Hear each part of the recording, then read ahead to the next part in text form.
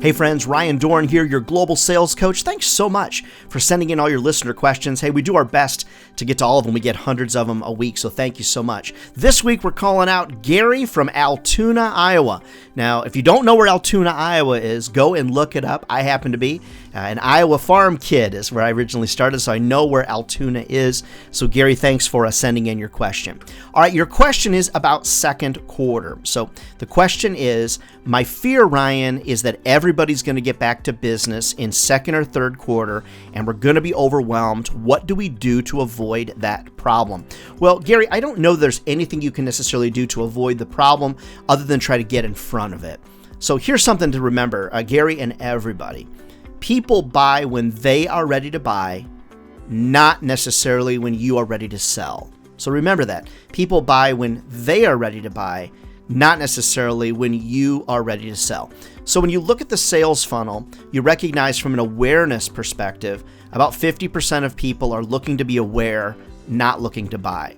About approximately 40% of people are looking to research. They're making some decisions, but they're right in that kind of research mode. And you're looking at 5 or 10% of people in any given category are looking to do something. So what you want to think about as you're working towards avoiding that is getting ahead of the storm. Sometimes I'll even say to my customers, I know you're not looking to buy this or that right now. It's the wrong time of year.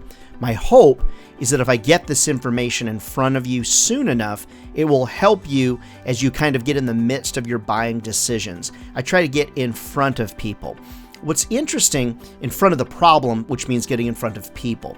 What's interesting is the number of people that will say, oh yeah, thanks. Okay, yeah, that is coming up in second quarter, so I do need to start thinking about it now. Or that's coming up the middle of first quarter, I need to think about that now, or whatever the circumstance is. Here's the sad but honest truth. A lot of us as salespeople, we sell based on deadlines. Those deadlines are put in place by our boss to force us to do the job that we know we need to do. Your clients are under the same demands. So recognize, rather than use a deadline to push the buy, because most people don't like deadlines, get yourself in front of that deadline significantly, like maybe even a quarter ahead of the game, like a full 3 months ahead of the game.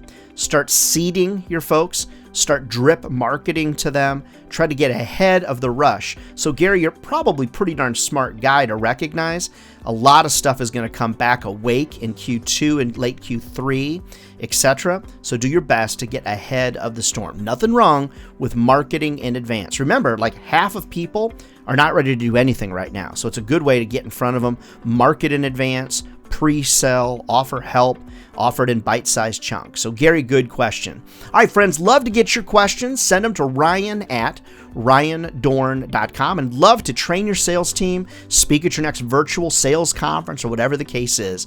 Go on over to the website, visit it, ryandorn.com. All right, friends, we'll see you next time.